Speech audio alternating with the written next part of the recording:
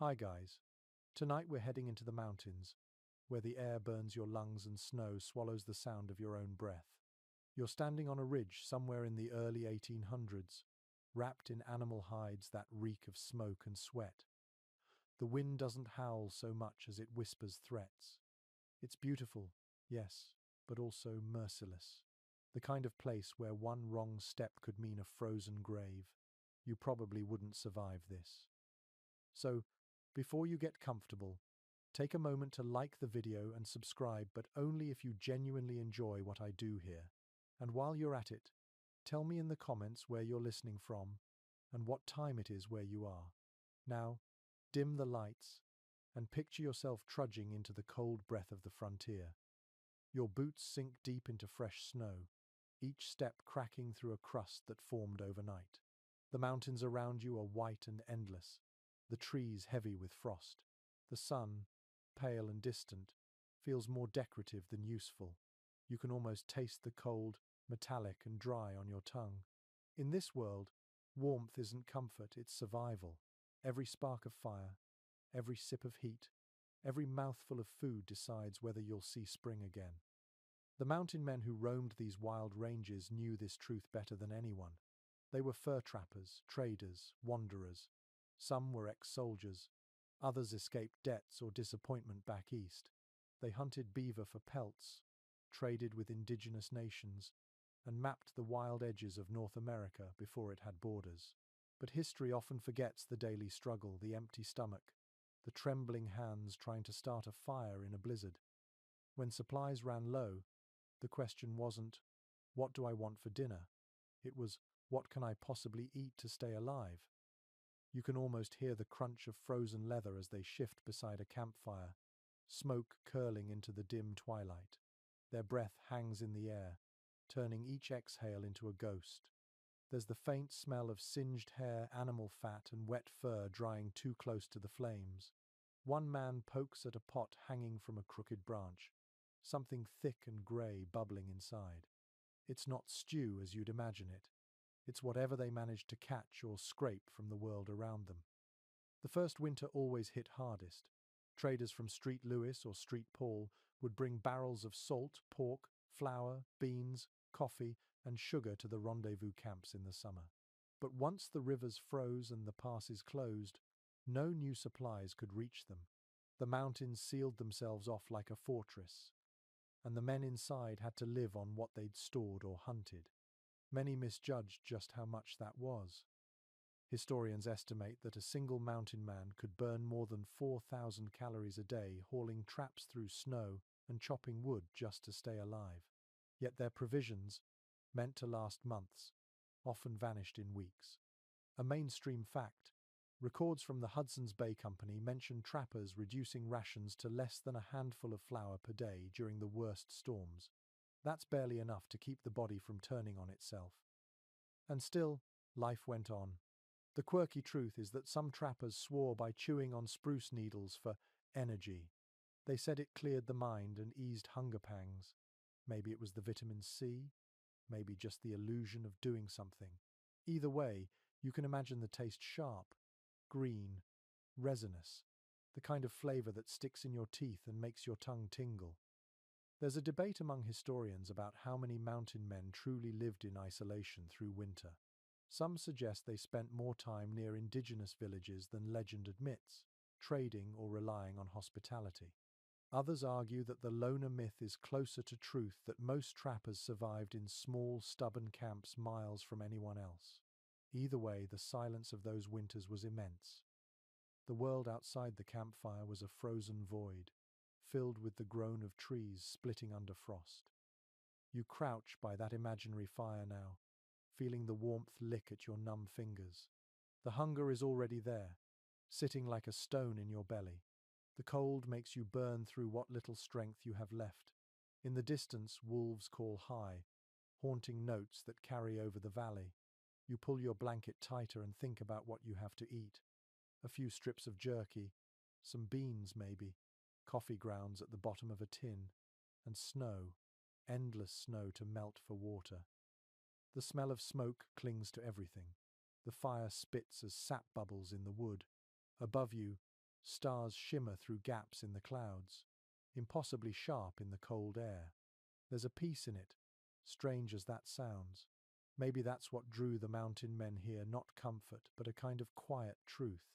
Everything unnecessary burned away. Just you, the cold, and the question of what comes next. You start to doze, chin dropping toward your chest, lulled by the pop of the fire. Your stomach growls, dragging you back to wakefulness. Out there in history, someone like you is chewing on frozen meat or sipping hot broth made from bones cracked open for marrow. And you realize, as you picture their faces glowing in the firelight, that survival wasn't just about strength. It was about ingenuity, endurance, and the stubborn refusal to quit even when the world froze solid around you. Tomorrow, they'll break ice from the river to wash their hands, strap on snowshoes, and check traps that might hold the difference between life and starvation. But for now, they sit in that delicate moment between exhaustion and hope, warmed by a few embers and a faith that spring will come again. The first flakes fall soft, almost gentle, but you already know how quickly that changes. Within hours, the wind turns cruel, cutting sideways through the pines. You hunch your shoulders and pull your coat tighter, the fur stiff with frost. Each breath feels like swallowing needles. The trading post you left weeks ago is now buried under snowdrifts that reach the eaves. You remember how the shelves looked before you set out, stacked with sacks of flour, sugar, and beans. Now, in the middle of nowhere, those comforts feel like dreams fading behind a curtain of white. By December, the mountain passes are closed. The narrow trails that once led to civilization are gone under snow. You are alone with a few other men, your supplies running thin. The rations that once seemed endless have dwindled to crumbs. Flour, that soft powder of luxury, has become something you weigh by the pinch. Coffee grounds are reused, boiled again and again until the water turns pale grey and bitter. Even salt feels precious, scraped from the edges of old bags and sprinkled like gold dust. It is here, in this isolation, that you understand why trading posts were the heartbeat of survival. They were more than places to barter beaver pelts for supplies. They were a lifeline. When the rivers froze and the snow swallowed the paths, all trade stopped.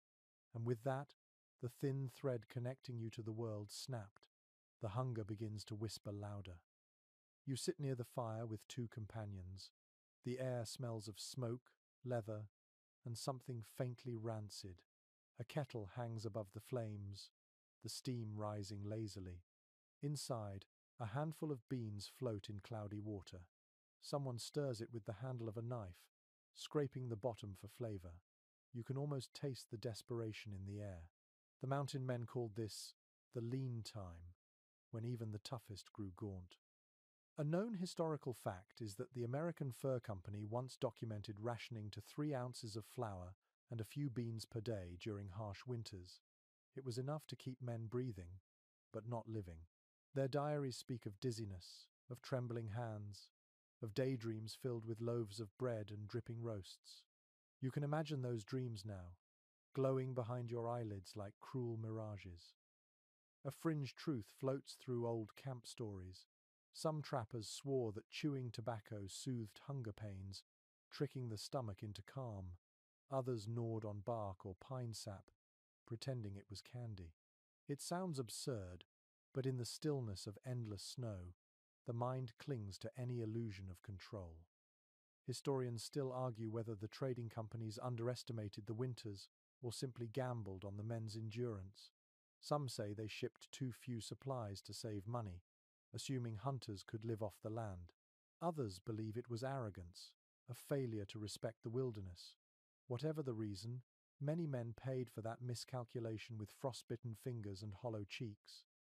You picture yourself rummaging through a half-empty cache, fingers numb, pulling out a handful of dried beans and a small sack of coffee. The beans rattle like bones in your palm.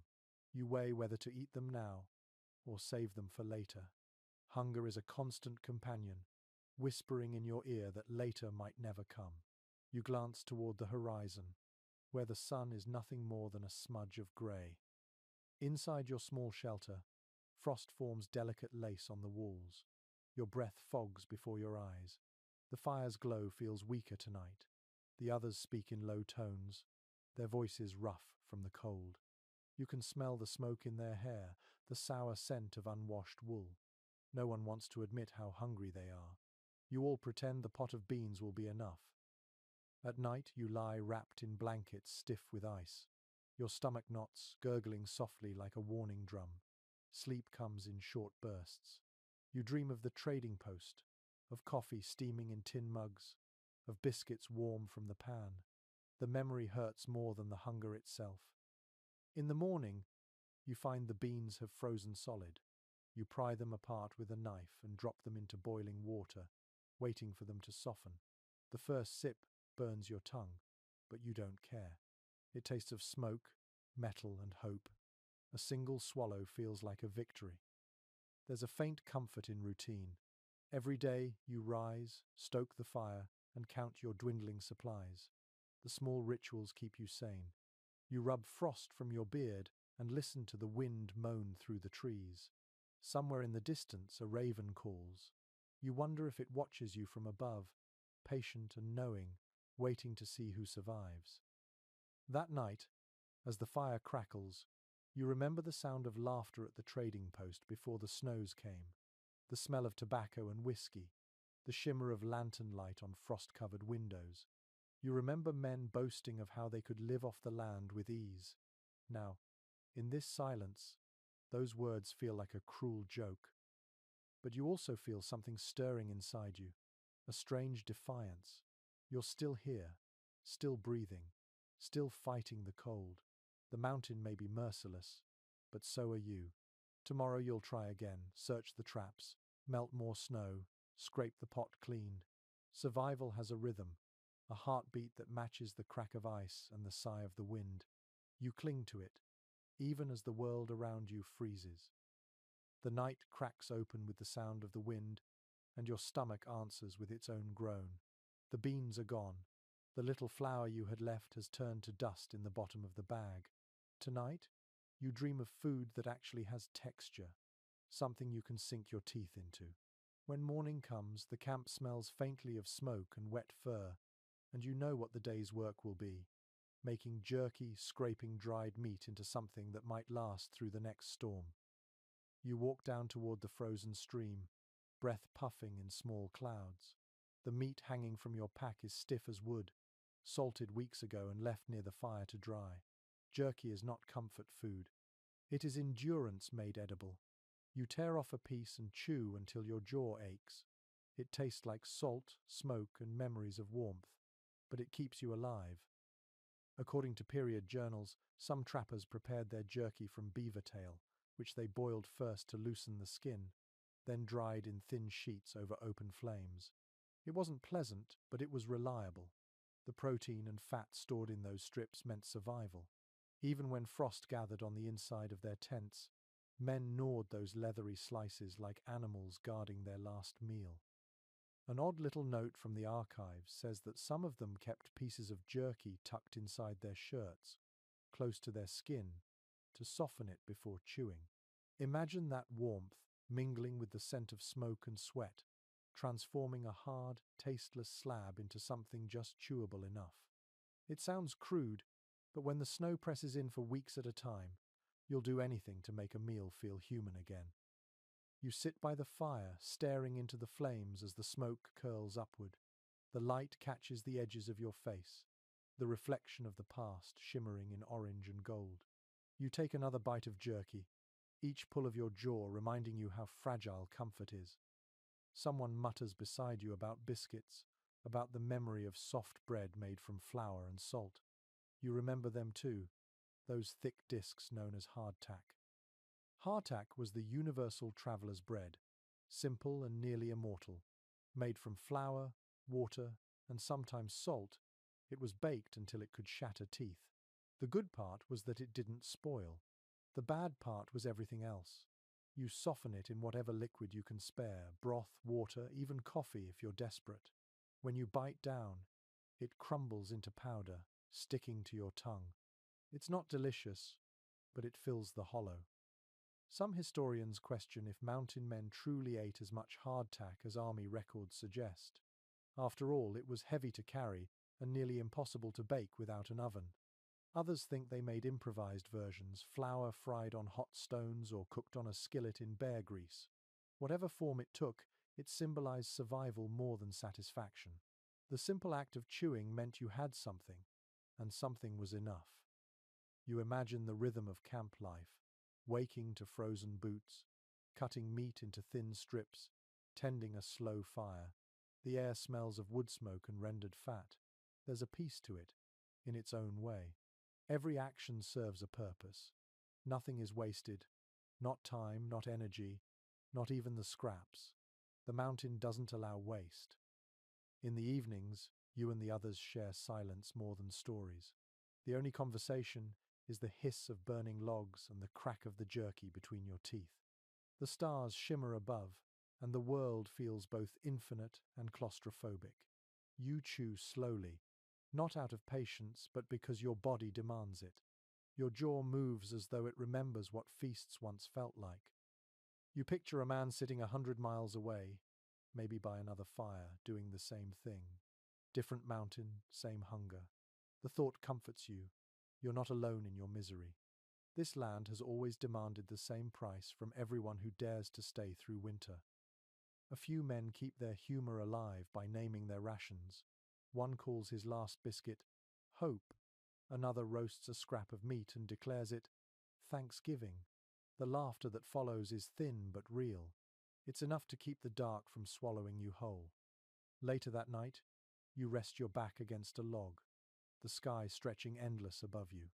The cold seeps in from every side, but your belly is just full enough to make the world quiet again. The jerky sits heavy but comforting, and you understand why those early trappers called it meat that walks. It carried them through mountains, storms, and hunger, a simple thing that refused to die. The wind softens for a moment, brushing across your face like a whisper. You close your eyes and picture the smell of warm bread. It's a cruel trick, but it makes you smile. Tomorrow there will be more snow, more chewing, more quiet endurance. And somehow, that feels like enough. The fire crackles low, its light stretching shadows across the snow like ribbons of gold. You crouch beside it, holding a chunk of fat in your gloved hand. It feels slick and heavy, almost alive, a small treasure of energy in a world made of ice. Out here, fat is not waste. It is wealth. It is warmth. When food runs low, the men who know how to render animal fat hold the secret of survival itself. You cut the fat into pieces and drop them into an iron pot. They hiss and sputter as the heat takes hold, and soon the air fills with a deep, greasy smell. The snow outside glows faintly under the moon, and the scent of hot tallow cuts through the cold like music. You stir slowly, watching the fat melt into clear liquid. The smell clings to your clothes, your hair, even the inside of your nose. Records from the era reveal that trappers prized rendered fat as both food and utility. Once cooled, it hardened into white blocks that could be used as butter, as fuel for lamps, or even as makeshift candles. A spoonful of tallow could give more strength than a slice of dried meat. Fat was energy you could taste, a promise that your body would keep burning through another night. Curiously enough, some men swore that eating tallow directly kept them warmer, as if the fat itself turned to heat inside their veins. Others rubbed it on their faces to prevent frostbite, a practice that made them shine like oiled statues in the dim light. It sounds strange, but when the temperature drops below freezing for weeks, you will believe in anything that might save your skin. Experts continue to dispute how common these habits were.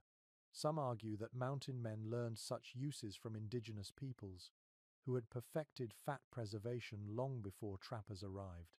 Others believe the idea spread from European sailors who survived long sea voyages on salted pork fat and hardtack.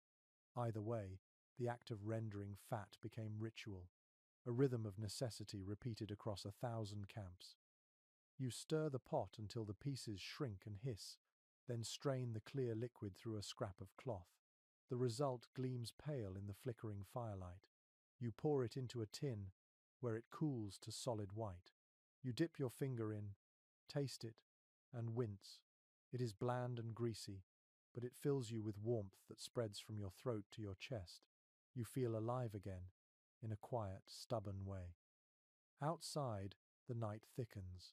The fire hums low, and the stars feel close enough to touch.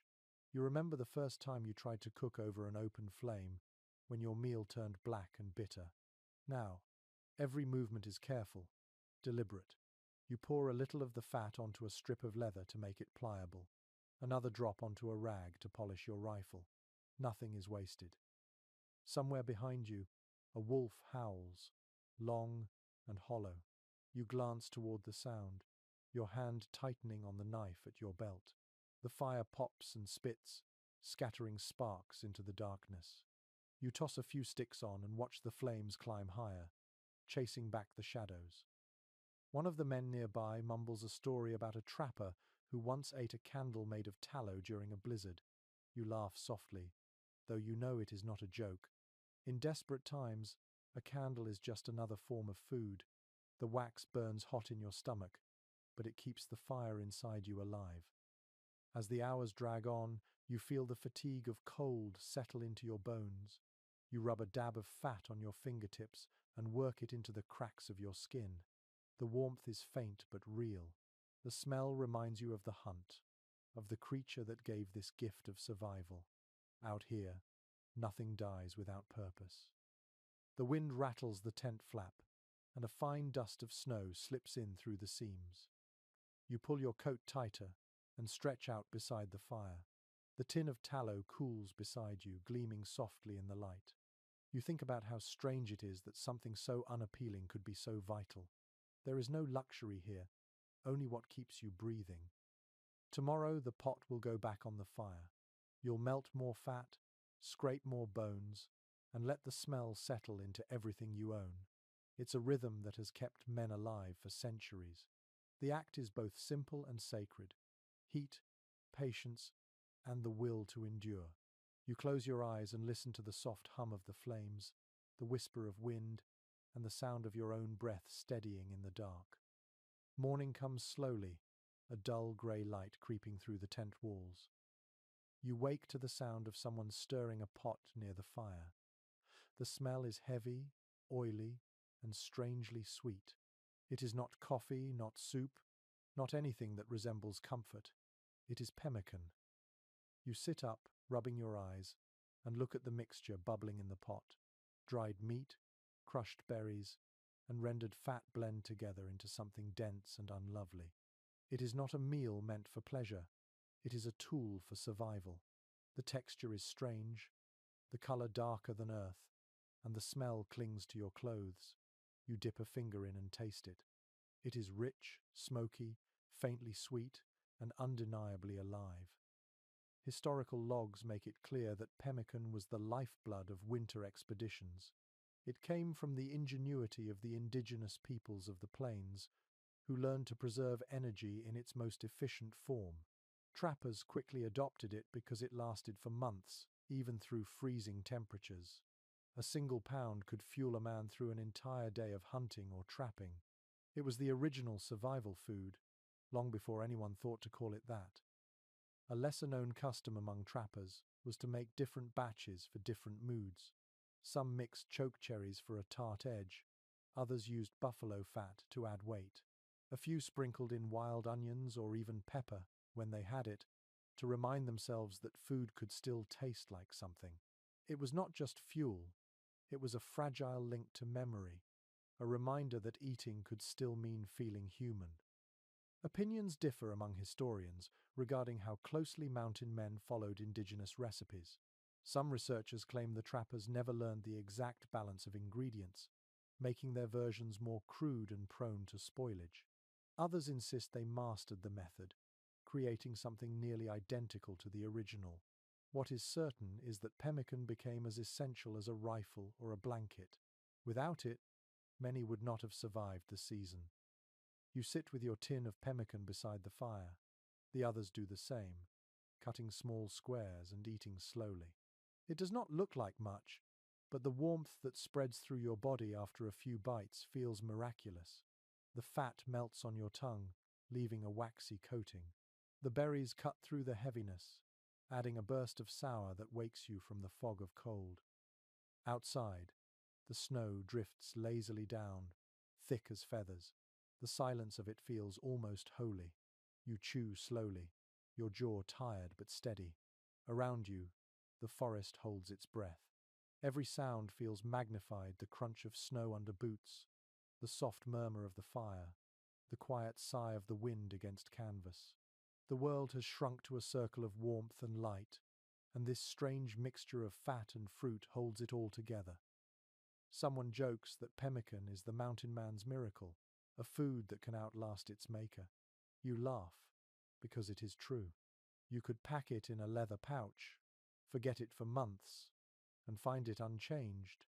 Even in the damp chill, it stays solid, waiting for the moment when hunger strikes. As the day stretches on, you take turns melting snow for water, sharpening knives, and mending torn gear. The rhythm feels steady now, almost calm. There is comfort in having something to eat, even if it is just this heavy, sticky block of nourishment. You lick your fingers and taste the salt and smoke again. The flavor lingers long after the last bite. In the evening, the camp grows quiet. The fire burns low, and the men lean back against their packs, tired but content. You pull the blanket closer around your shoulders and look up at the stars. They shimmer through the cold air, distant and untouchable. Somewhere beyond them lies a world where meals come hot and easy. But tonight, this is enough. Your stomach feels full for the first time in days. The air smells faintly of smoke and berries. The firelight paints everything gold and amber, and for a fleeting moment, the mountain seems almost kind. You realize that survival is not about fighting the wilderness, but learning its rhythm, understanding that even the harshest places hold gifts for those who know how to listen. Tomorrow, you will pack the remaining pemmican into small bundles, wrap them in hide, and hang them high from a tree to keep them safe from wolves. It will be your insurance, your proof that you can face another day.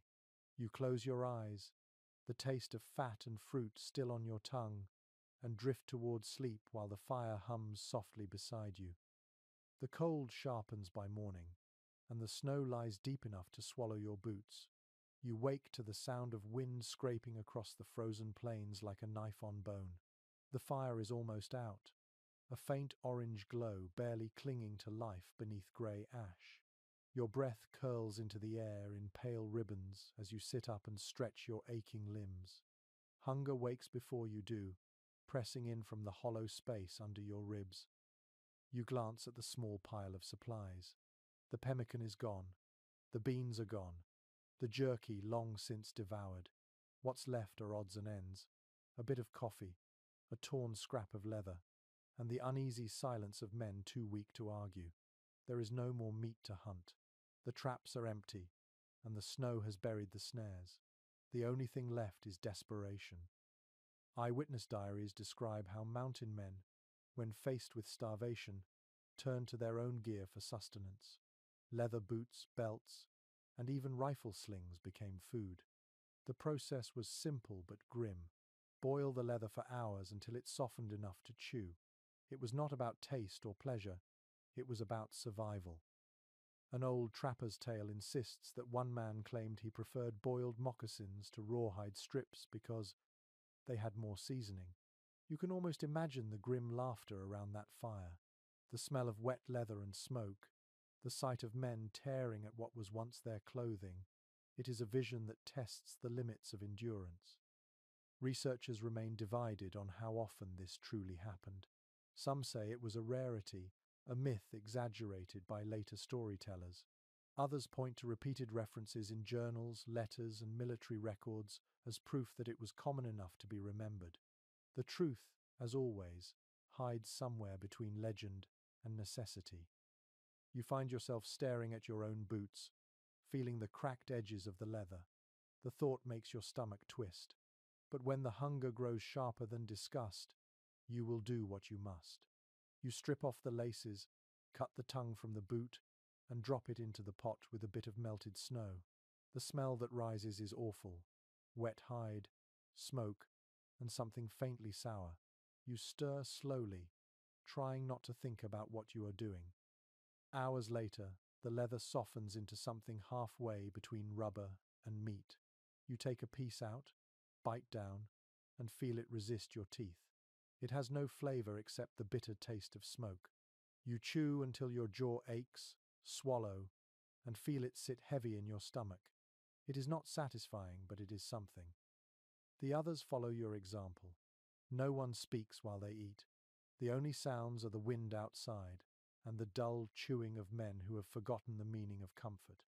The fire crackles quietly, and a few sparks drift upward, lost to the dark. The cold tightens its grip as night falls. You sit close to the flames, feeding in sticks one by one. The heat bites at your face, and your back remains frozen. There's a strange peace in the monotony of it. You exist only in this moment, one breath at a time. Hunger, fatigue, cold, these are the only realities left. Somewhere in the back of your mind, you remember hearing about explorers who boiled candles or scraped the glue from wooden crates to survive. You understand them now. The body will take what it can get, and pride has no place in the wilderness. You look at your boots again and wonder how long until they are gone entirely. As the fire burns lower, you think of the things that truly keep you alive out here. Stubbornness, resourcefulness, and a strange sense of humor.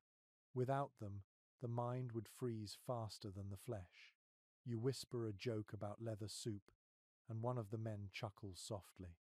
The sound feels human, almost gentle. The night grows deeper, the stars sharp against the black sky. You lie back, your stomach uneasy but no longer empty. The fire flickers against your face, and you think of how thin the line between survival and surrender can be. Somewhere far below the snow, the earth still breathes warmth. Somewhere, spring waits. But for now, you rest beside the fire, the taste of boiled leather still clinging faintly to your tongue, and you let sleep take you in slow, trembling waves. Morning light filters weakly through the trees, the kind that gives no warmth, only color. You stretch beneath a stiff blanket, your breath forming small clouds. The cold gnaws at your fingertips, but hunger still hurts more. Today, you will try something different. You will look beneath the snow. You step outside, boots crunching over the icy crust. The forest seems asleep, the branches glazed in white. The air smells faintly of pine and smoke. You move slowly, your breath shallow, eyes scanning the ground for signs of life. There are no berries left, no animals stirring, but below the snow, hidden under the earth, roots wait. According to company journals, trappers who survived the hardest winters learned this trick from indigenous guides. Certain tubers and wild onions, buried deep enough to escape frost, could still be found if you knew where to dig. They called them prairie turnips or biscuit roots, small knobby things with a sweet earthy taste when roasted. To find one was a blessing. A peculiar trick some swore by involved watching for old animal trails. The snow there packed thinner, and digging took less effort. Others poked the ground with the tips of their rifles, listening for the soft give of buried life. It sounds absurd, but when your belly aches and your fingers tremble, you learn to listen for what the earth hides. There's ongoing debate about whether most trappers could truly identify edible roots safely. Some records suggest many died from eating the wrong kind: poison hemlock mistaken for wild carrot, water hemlock for parsnip. Others claim that with practice, even the most rugged loner learned enough to survive by instinct. Whatever the truth, the act of digging for roots became a silent ritual of hope. You kneel in the snow, scraping with a dull knife until the ground shows through. The frozen soil gives reluctantly, breaking apart in clumps. After an hour of searching, you find a small tuber the size of your thumb. It smells faintly sweet, like damp wood. You brush it off and hold it to the light. It feels fragile, precious. You bite into it raw, grimacing at the bitterness. Then hold it near the fire until it softens. The taste improves slightly, still sharp, but edible. As you eat, your stomach clenches with both relief and protest. It's not much, but it's real food. You close your eyes and let the warmth of the fire mingle with the scent of earth and pine. For a moment, you could almost believe you've found something sacred in the soil. Later, you and the others move quietly, searching along the riverbank. The snow muffles every sound. The world feels fragile, suspended between silence and survival. You notice small clues, a tuft of grass, a dry stem poking through the snow. You dig again and again, gathering handfuls of small, pale roots. Each one feels like a victory. By evening, you have enough to roast. You skewer them on sticks and hold them over the flames. The roots blister and darken, releasing a faintly sweet aroma. You chew slowly, feeling the fibers break apart in your mouth. It isn't filling, but it soothes the sharp edge of hunger. The others eat in silence, their faces lit orange by the fire. Some of the roots taste sour, others almost floral. You wonder how many generations of people learned this knowledge through trial and error. The thought humbles you. The mountain does not forgive mistakes, but it rewards patience. Night settles again, heavy and still. You sit near the fire, hands extended toward the warmth. The taste of earth lingers on your tongue. You think of the unseen life beneath the frozen surface, how it endures through darkness, waiting for spring. There is comfort in that idea. You realize that survival here isn't about defying the mountain, it's about listening to it. The fire crackles softly. Snow falls through the branches above, silent and steady. You close your eyes, full enough to rest, warmed by the smallest meal and the quiet truth that you are still alive. The wind quiets overnight, and by morning the air feels thick with cold. The sky glows a muted silver, the kind that promises more snow. You walk toward the river, boots creaking on the frozen surface. Beneath the layer of ice, the faint sound of moving water hums like a heartbeat. Hunger has returned, deep and steady. You have eaten roots and scraps, and your body aches for something richer, something alive. Today, you will try for fish. You kneel beside the riverbank, brush away the powdery snow, and tap the ice with the butt of your knife. The sound rings sharp and clean. It will take hours to break through, but you do not care. The thought of fresh meat, something that might flake under your fingers, fills you with quiet determination. You start hacking at the ice, each strike echoing through the still forest. According to period journals, winter fishing was often the difference between life and death. Mountain men used whatever tools they had, hunting knives, chisels, or even musket barrels to cut holes in the frozen rivers.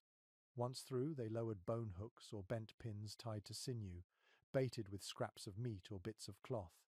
Patience mattered more than luck. An odd little note from a trader's log says that some men swore by using bright beads or buttons to lure fish beneath the ice. They believed the glint reminded trout of insects trapped in the current. Whether superstition or wisdom, no one could deny that a single fish meant a night of warmth and strength. Some modern researchers doubt how much fishing really occurred during the worst months. They argue that freezing temperatures made it nearly impossible to stay long enough beside open water without frostbite. Others believe it was common practice, citing repeated mentions in journals of frozen hands and faces earned while waiting for the line to move. Either way, the image endures. A man crouched over an ice hole, alone with his hope. You chip away at the last bit of ice, and suddenly the surface gives. Cold water seeps upward, black and clear. You lean closer, feeling the bite of air against your cheeks. The hole steams faintly where it meets the warmth of your breath. You lower a line, a crude hook tied to a strip of leather. The current tugs gently. You wait. Minutes blur into hours. The sound of cracking ice becomes a rhythm, a kind of meditation. Around you, the forest remains silent except for the occasional snap of a branch under snow. Your thoughts drift to home, to warmth, to the smell of real food. Then you feel it. A faint pull. You freeze, breath caught in your throat. The line twitches again. You jerk your hand upward and feel resistance. The line trembles, and water splashes up cold against your wrist. You pull harder, and the shape breaks through the surface a trout, silver and blue, its body twisting in the light. You laugh out loud, the sound startling in the stillness. For the first time in days, you hold life in your hands. You clean the fish quickly with a knife, your fingers numb but steady. The flesh glistens, pale pink against the snow. You lay it across a stick near the fire, watching the skin blister and curl. The smell rises instantly rich, smoky, almost sweet. You can taste it before you even touch it. When you finally take a bite, the warmth floods your body. The texture is soft, the flavor delicate and wild. You chew slowly, savoring every moment. Around you, the others smile faintly, eyes half closed as they eat their share. No one speaks. There is reverence in this meal. The fire hisses as melted snow drips into it. The scent of fish and wood smoke lingers long after the bones are picked clean. You lean back against a log, full for the first time in what feels like forever. The warmth of the food seeps deep, loosening the tightness in your chest.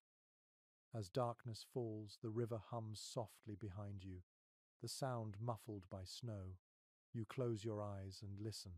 That steady flow beneath the ice reminds you that even in the hardest winter, life continues somewhere unseen.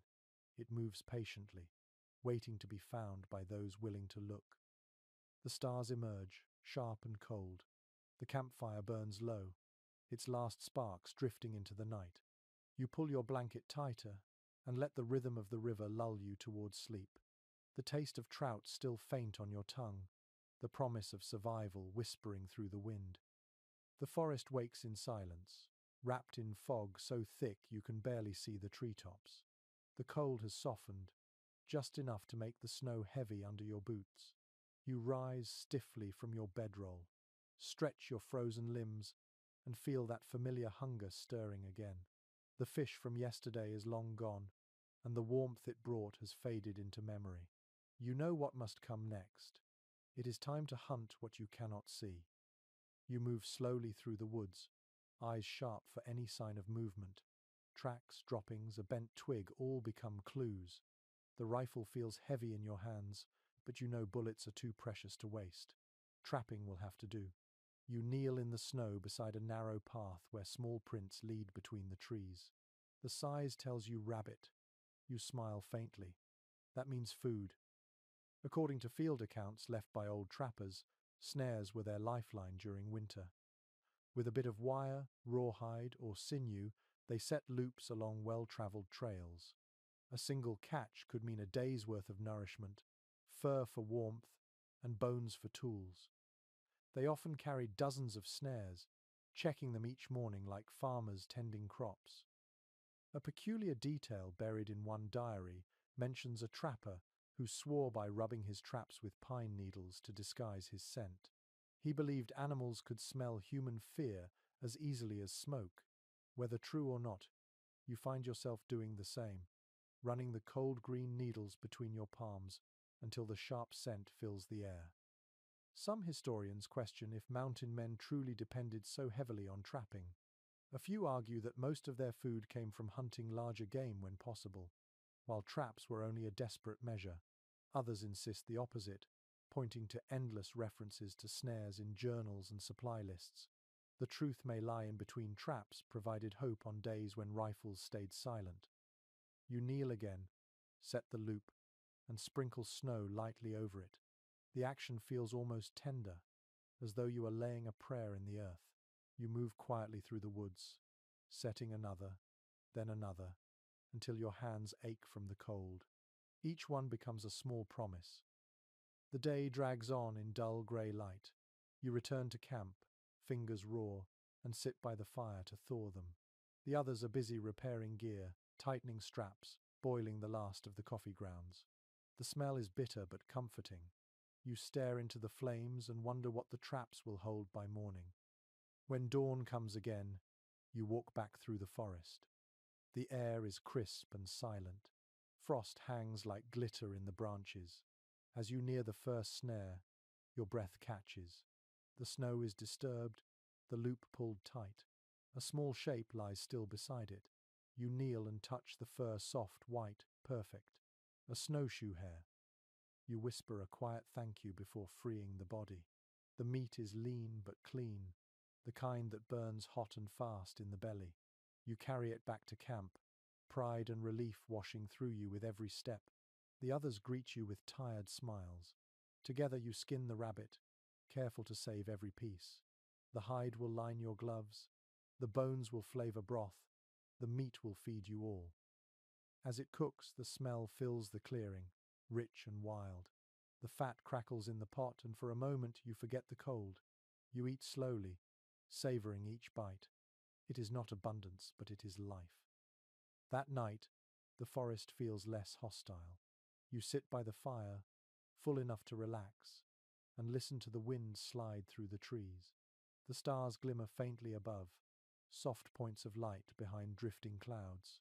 You close your eyes and think of the traps you set, still waiting in the woods, silent and patient like the mountain itself.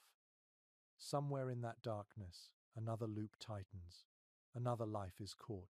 You will find it in the morning, and the rhythm will continue. In this place, survival is not a single victory. It is a pattern of small mercies, repeated until spring. You lie back beside the fire, your hands still smelling faintly of pine and fir. The warmth of food settles deep in your belly, and exhaustion drapes over you like a second blanket. You listen to the forest breathe, to the faint rustle of snow sliding from branches, and you let the sound carry you gently towards sleep. The morning fog clings to the trees, thick enough to hide the rising sun. You wake to the soft hiss of the fire and the faint smell of smoke that never really leaves your clothes. It's a smell you know now as comfort, as home.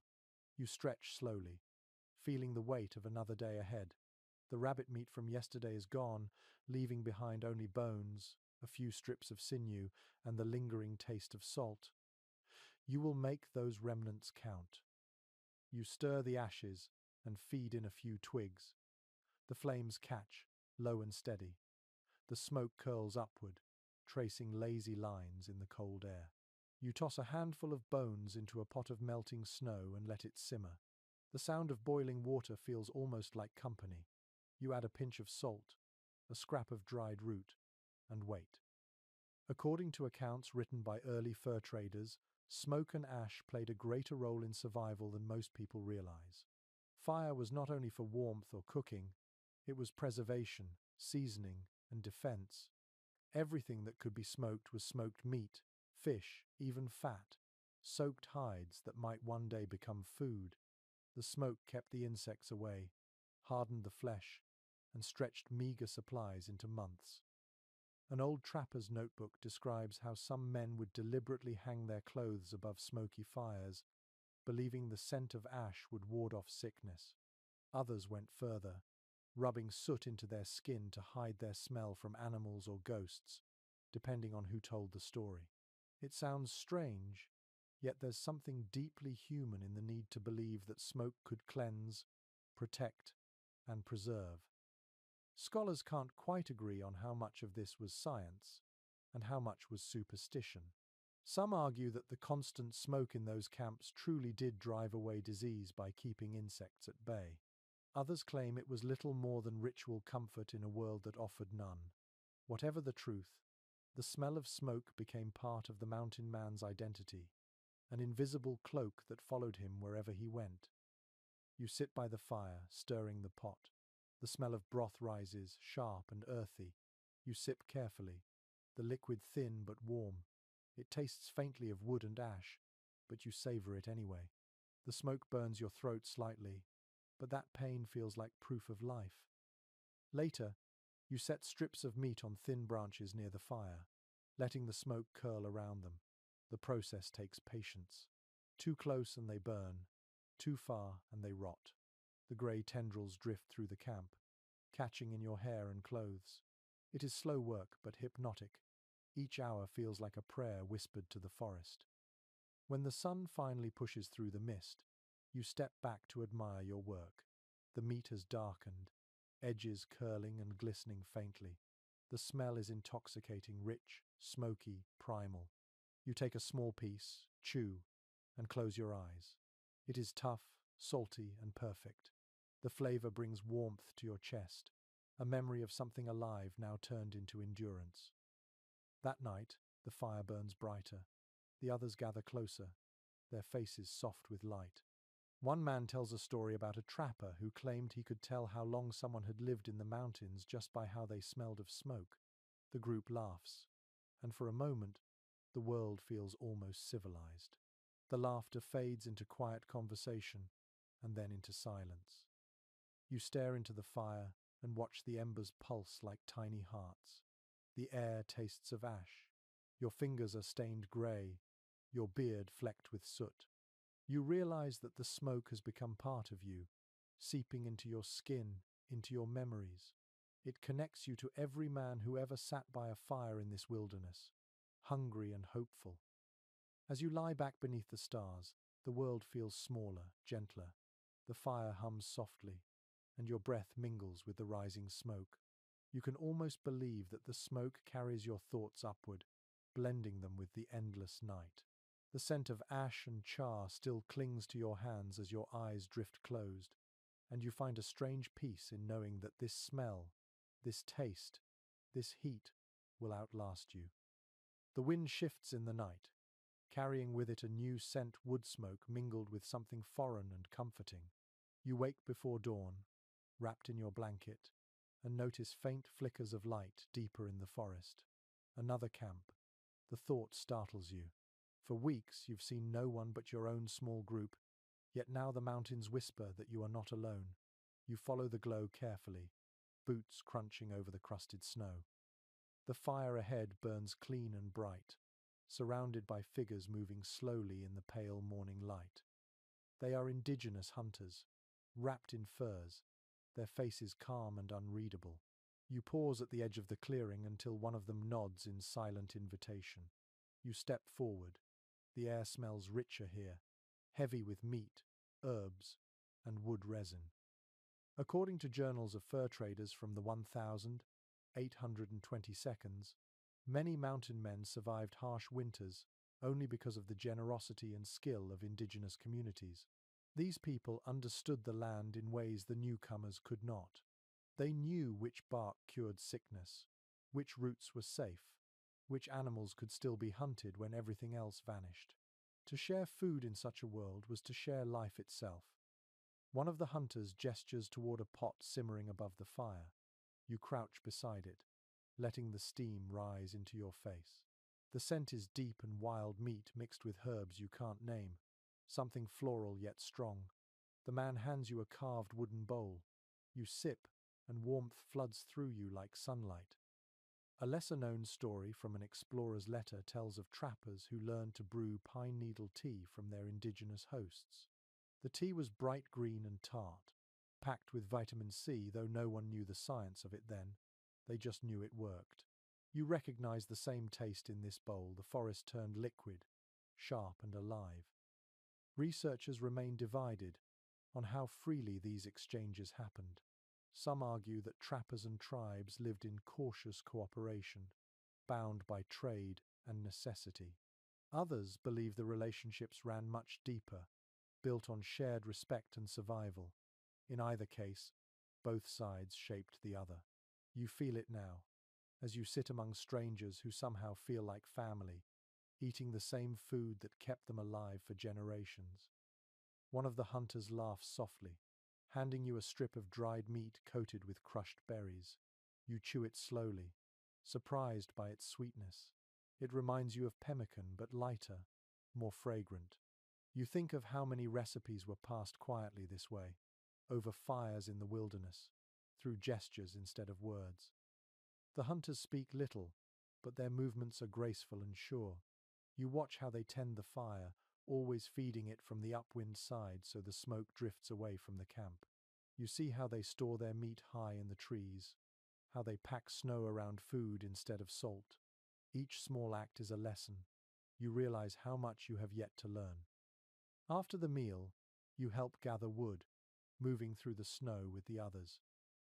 The forest feels different now, alive, generous. You find yourself noticing small details you once ignored. The tracks of grouse under a pine, the faint scent of sap where a tree has been cut. Knowledge has texture, you think. You can feel it under your hands. As the day fades, one of the hunters offers you a small pouch made of deer hide. Inside are herbs dried mint, wild sage, and something that smells faintly of smoke. He mimes steeping it in water, nodding toward your empty tin. You thank him quietly, unsure if your words carry the right meaning, but his smile tells you it's enough. That night, back at your own camp, you brew the mixture. The water turns a pale green and fills the air with an earthy scent. You sip it slowly, letting the warmth spread through you. It's more than a drink. It's connection, an invisible thread between you and the people who came before. The stars glimmer through a break in the clouds. You feel the mountain breathe around you, vast and ancient. In that moment, survival no longer feels lonely. It feels shared. The fire crackles softly, echoing the rhythm of the other camp somewhere beyond the trees, and you drift towards sleep with the taste of herbs on your tongue and gratitude in your chest. The days grow shorter, and even the fire seems to burn lower than before. The air is drier now, sharp enough to sting when you breathe. Your lips crack with every word, and your tongue feels heavy in your mouth. You begin to crave something you once took for granted: salt. It is strange how the smallest things become obsessions when everything else has been stripped away. You rummage through your supplies, shaking each bag, each pouch. The last few grains of salt fall like dust between your fingers. You taste them anyway, pressing them to your tongue and savoring the sting. It is almost nothing, but your body remembers it.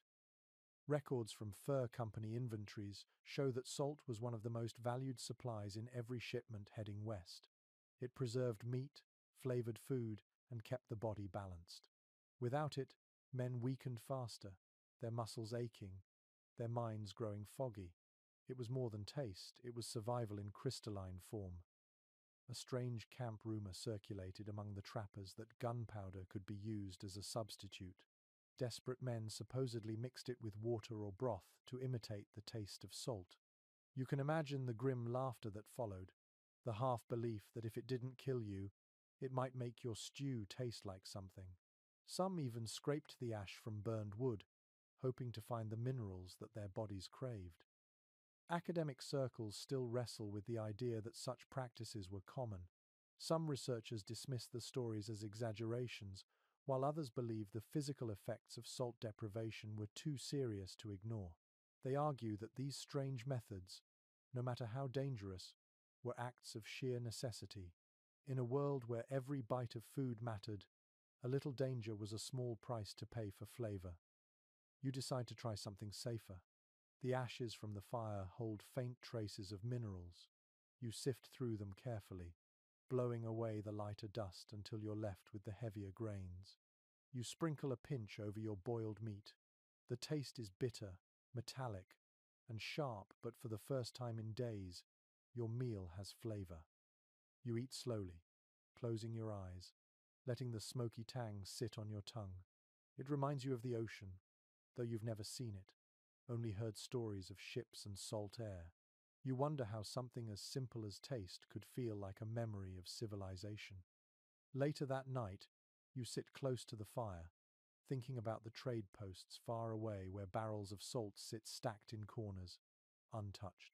You picture men back east sprinkling it freely over steaming plates, never imagining how precious those white crystals become when the world freezes around you. Your companions joke half-heartedly about trading furs for salt instead of sugar next season. You all laugh, but underneath the humor lies a quiet promise. If you make it out, you'll never take the small things for granted again. The wind picks up, scattering embers across the snow. You stir the fire and watch the sparks fade into the darkness. Hunger you can live with, cold you can fight. But this craving, this ache for taste feels different. It's not just your body asking, it's your spirit remembering what it means to feel human. You reach into your pouch and take one last pinch of ash, letting it fall slowly into the pot. The water hisses, then stills. You breathe in the scent, faint and acrid, and take another sip. It burns a little, but you smile anyway. Out here, every strange solution becomes a story, every small victory a reason to keep going. As you lie down to sleep, the salt dream returns again. You imagine waves breaking on a distant shore, the taste of sea spray on your lips. For a moment, it feels close enough to touch, and you drift into the warmth of that thought as the fire sighs beside you. The snow deepens overnight, heavy and wet. By morning, the camp feels buried under silence. You push aside the tent flap and see the world drowned in white. The trees sag under the weight, their branches bending like old men. Everything smells of cold and wood smoke. You breathe it in, your chest aching with the chill. You move toward the fire pit and find the embers nearly dead. You coax them back to life with a handful of dry bark. The first flicker of orange feels like relief. Around you, the others stir slowly, their faces pale, lips cracked, eyes sunken. The food is almost gone again. The traps have been empty for days. The river has frozen thick enough to silence its song. Contemporary accounts confirm that starvation was not just a threat but an everyday companion in the high country. Men burned more energy than they could ever replace.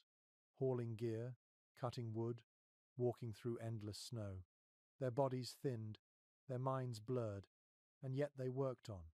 Hunger became a language of its own, one that all could understand.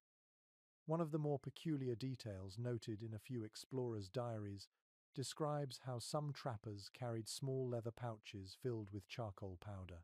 They would mix it into boiling water to calm their stomachs or mask the taste of spoiled meat. The idea sounds desperate, but it likely saved lives. Charcoal, though filthy, could soak up poisons and ease sickness. They learned it by watching the forest fires, where animals sometimes ate ashes from burned trees. Researchers remain divided on how effective such practices truly were. Some medical historians claim the charcoal acted as a crude medicine. Others argue it was superstition born of despair. Either way, the gesture of stirring black powder into boiling water feels like defiance against the cold indifference of nature. You sit by the fire, boiling a pot of bone broth, the liquid cloudy and thin. The smell is faint but comforting. The bones click softly as they roll in the bubbling water. You scrape the sides of the pot and sip carefully, tasting saltless warmth and a hint of smoke. It steadies you. Then comes the rot. It starts with a smell sweet, cloying, unmistakable. The last strip of meat has turned bad. You stare at it in disbelief, turning it in your hand. The outer edge is slick, the color wrong. You could risk it. You could cut off the worst parts and cook the rest. But you know the danger. Spoiled meat can bring fever and agony. Some of the men argue quietly, their voices low but urgent. One insists that fire will kill the sickness. Another shakes his head, muttering that even heat has its limits. You all stare at the meat as if waiting for it to decide for you. Finally, you toss it into the fire. It hisses and blackens, releasing a sharp smell that makes your eyes sting. The others turn away, silent. The loss feels like betrayal. Every ounce of food is sacred here, and to burn it feels almost sinful. By nightfall, you feel weaker, your body trembling from the effort of keeping warm. Your stomach clenches, empty but restless. The smoke fills your clothes, your hair, your lungs. You can taste it even when you close your mouth. Someone coughs beside you, a deep, wet sound that rattles the quiet. The sickness has found its way in. You remember the stories of trappers dying not from hunger itself but from the things they ate to avoid it. Rotting meat, frozen fat, mouldy biscuits, dangers disguised as salvation. You chew a strip of leather just to keep your jaw moving, your mind pretending. The bitterness of smoke fills your mouth. The sound of the wind outside grows louder, pressing against the tent walls like an animal trying to get in.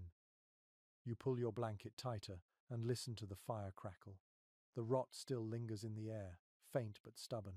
You realize then that survival is not only about what you eat, but what you resist eating. Restraint becomes its own form of strength. As sleep creeps in, You whisper a quiet promise to yourself. You will wake again tomorrow. You will find something clean, something real. The fire pops softly in reply, and the smoke drifts upward, carrying your words into the dark. The next morning dawns pale and still, the air so cold it feels brittle in your lungs. You sit by the fading fire, rubbing warmth back into your fingers. The world has turned quiet again, almost too quiet, and in that silence, your body begins to ache for something beyond food. It wants flavor, warmth, and life. You think of tea, not the kind poured from porcelain cups in a city parlor, but the rough, wild kind made from what the mountain offers. You remember what the indigenous hunters taught you: bark from the pine, needles from the spruce. Even the inner layer of willow could be turned into a drink that wakes the blood. You step out into the snow, knife in hand, searching for the right tree. The forest greets you with silence, but soon you find a stand of tall pines. The air around them smells sharp and green. You scrape a few handfuls of needles, brushing away the frost, and carry them back to camp. Surviving company notes indicate that pine tea became a staple for trappers during long winters when fresh food vanished.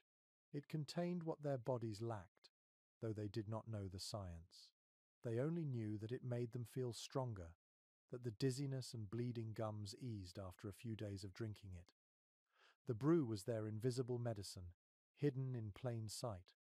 A curious account in a missionary's letter describes how one group of hunters mixed pine needles with dried berries and snow, calling it their forest wine. The taste was said to be both bitter and sweet, a flavor that settled the nerves and warmed the chest. You imagine the strange satisfaction of it, the relief that something so simple could feel like comfort. Some historians question whether mountain men truly relied on such teas or if later writers romanticized the practice. Others point to consistent mentions in field diaries, suggesting that these rough herbal brews were not only real, but essential. In a landscape stripped of color and warmth, even a cup of green water could become a miracle. You drop the needles into boiling water and watch the steam curl upward. The scent of pine fills the air, sharp yet soothing. You sip carefully. The taste is resinous, almost citrus, with a faint sweetness that lingers on your tongue. It is not pleasant exactly, but it feels alive. You can almost feel the drink waking your limbs, pushing warmth into your fingertips. You share the pot with the others. They drink slowly, eyes half closed, faces softening as the heat spreads through them. For a few moments, the camp feels human again.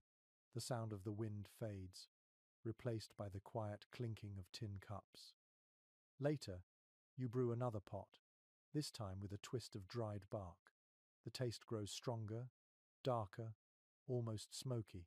You laugh softly at the thought of calling it tea, yet it gives you what you need.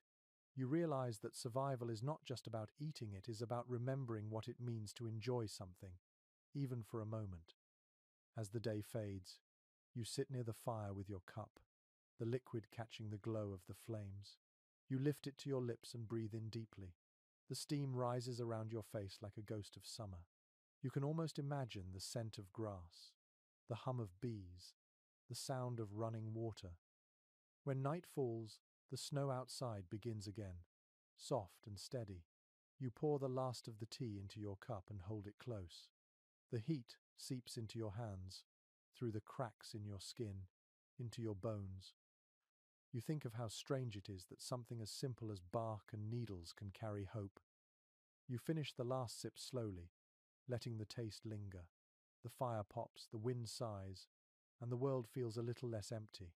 You lie back on your bedroll, eyes heavy, the warmth spreading from your chest outward. In your dreams, the forest is green again, the air sweet with pine, and the cold no longer feels cruel. Night comes without warning. The wind turns sharp again, carrying voices that sound almost human. You sit close to the fire, staring into the flames, and realize the forest feels alive in a different way tonight. The howling starts faintly at first, somewhere beyond the ridge, a mournful song that rises and falls with the gusts. Wolves. You feel their presence before you see them. The hair on your neck prickles as instinct tightens every muscle. The others hear it too. One man looks up from his cup, eyes wide. Another reaches quietly for his rifle. You all know that sound. It is not a single call, but many, blending together in strange harmony. They are hungry, just like you. According to the notes of explorer Osborne Russell, wolves shadowed the camps of mountain men for weeks at a time, drawn by the smell of smoke, hides, and scraps of meat. The animals were both threat and scavenger, ghostly companions of the wild. Sometimes, the trappers shot them for their pelts. Other times, they let them feed on the remains of a kill, unwilling to waste powder. Folklore from that winter whispers of trappers who claimed that wolves would follow them like spirits, watching from the tree line. Some said the animals were messengers of the mountain itself, keeping balance by taking what men left behind. Others believed that if a man ever ate the same meal as a wolf, his soul would grow restless forever. Out here, stories like that cling to you the way smoke does. Some modern researchers doubt how much danger wolves actually pose to humans in these times. They argue the creatures were wary, avoiding direct contact except when desperate. Yet others insist that in the heart of winter, hunger changes every rule. When the land offers nothing, even the cautious must take risks. The line between hunter and hunted grows thin. The howling grows closer now, echoing off the frozen ridges. You toss another branch into the fire, watching sparks climb toward the dark sky. The orange light stretches across the snow, and for a moment, you think you see movement at the edge of the trees, shapes slipping silently between the trunks. You grip your rifle tighter, though you know you will not shoot unless you must. The fire crackles, and you realize how small it is, how fragile the circle of warmth you have built. Beyond it, the world is endless and cold, and everything alive in it is starving. You understand then how easily desperation can turn into madness. The hunger in your stomach feels like something wild scratching to get out. You glance at the others. Their faces are pale, eyes hollow. Someone mutters a prayer under his breath. Another man whispers that the wolves are testing you, waiting for your fire to die. You try to laugh it off, but the sound catches in your throat. You remember reading about a winter where men vanished from their camps, their rifles left untouched, their tracks leading into the forest. Some said they followed the wolves, lured by madness or hunger. Others said the wolves dragged them away in silence. No one ever proved which was true. The howling shifts, spreading out around you like a ring. You can feel the sound in your chest, low and heavy. Your pulse quickens. For a moment, you imagine the wolves as mirrors, reflections of your own hunger and fear moving through the dark. Then, as quickly as it began, the sound fades. The wind stills. The forest exhales. You are left with only the crackle of fire and the rhythmic pounding of your heart. The others slowly relax, lowering their rifles, though no one speaks. You stare into the flames, the shapes dancing across the embers. Hunger has changed the way you see the world. The wolves out there are not just beasts, they are reminders. They live by the same law you do. Take what you can, when you can, and trust only the warmth of your own body. As you settle beside the fire, the silence feels heavier than the noise. You close your eyes and picture their eyes glowing beyond the tree line, patient and bright. Somewhere out there they are watching. Somewhere they are feasting. And in a strange way, you envy them. You roll onto your side, pull your blanket close, and whisper to the darkness that you'll see tomorrow. The wind sighs one last time through the trees, and the forest returns to stillness. Your body trembles, your stomach growls, and you drift into uneasy sleep, caught between man and beast, both waiting for dawn. Morning breaks with the faintest pink glow, painting the snow in soft light. The night's fear fades slowly, replaced by the same dull hunger that greets you every day. You stir the ashes of the fire and listen to the quiet crack of wood beneath your hands. The others move sluggishly, eyes hollow, bodies wrapped in smoke-stained blankets. The air feels thinner now, and the silence carries a kind of weight. You can feel the fatigue not just in your muscles but in your mind. Days and nights have blended into one long blur of cold and hunger. Sometimes you catch yourself talking aloud when no one is near, just to hear a voice. The others do it too. Around the fire, your small band of survivors keeps one another sane by telling stories. The words fill the spaces that food once did. Records from trappers' journals describe how storytelling became a necessity in the wilderness. Men traded tales the way they traded furs carefully, with pride, sometimes embellishing to make the cold feel smaller. Around dim fires they spoke of cities, of women, of feasts they barely remembered. It was not just entertainment, it was medicine for the soul. One of the strangest stories preserved in a fur trader's diary tells of a man who claimed he once baked bread from ground tree bark. He swore the taste was better than sorrow. No one believed him, but they listened anyway. The laughter that followed was not mockery but gratitude. A good story could fill a camp with warmth more lasting than any stew.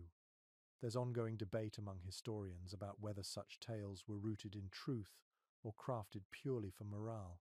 Some argue that these men lived lives too harsh for invention, that every story had a seed of fact.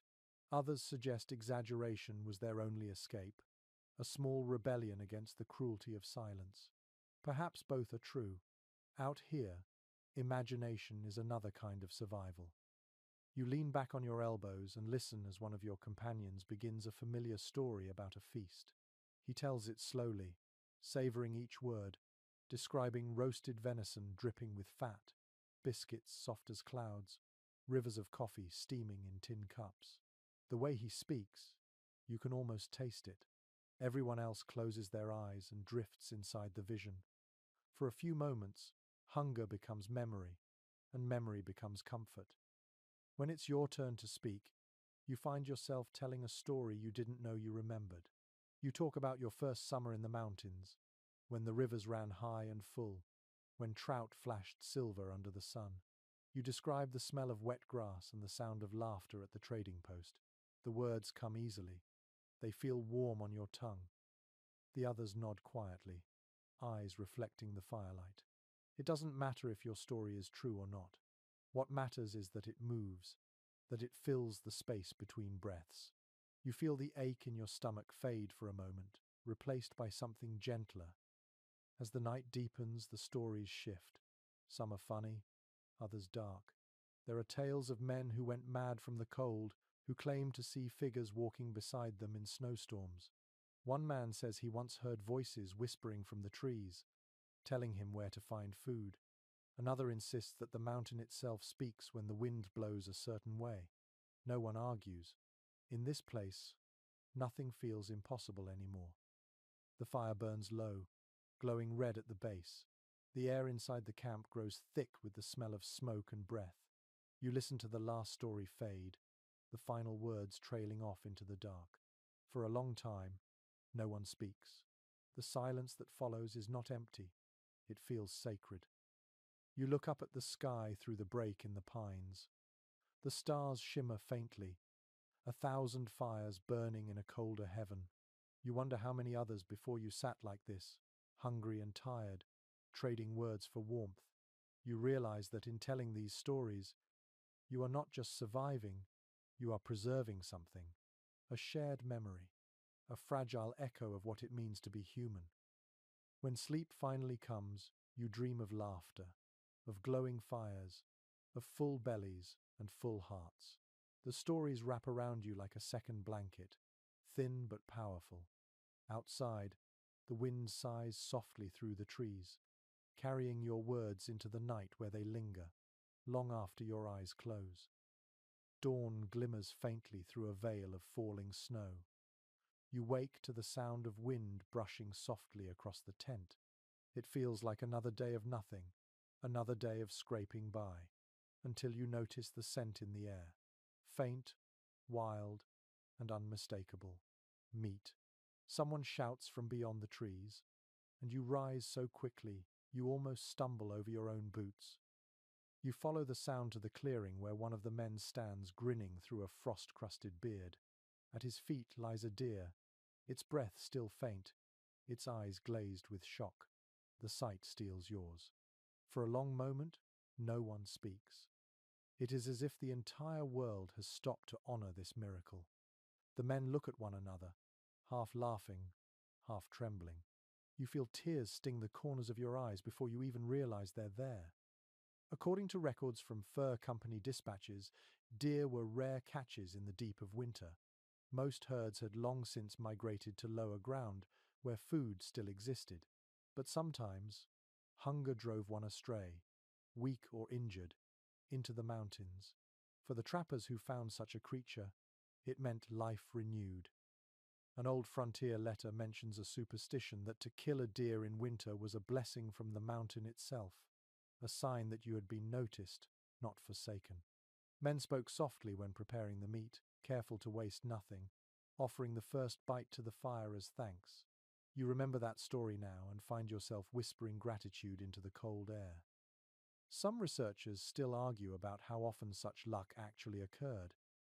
A few claim that these tales of sudden fortune were exaggerations told later around campfires, symbols of hope rather than fact. But hope, like hunger, has its own truth. And today, standing over this small miracle, it feels real enough. The men work quickly. Knives flash silver in the pale light. Steam rises from the carcass as they clean it, the smell thick and metallic, oddly comforting. You help gather wood for the fire, stacking it high, knowing this day deserves flame and warmth.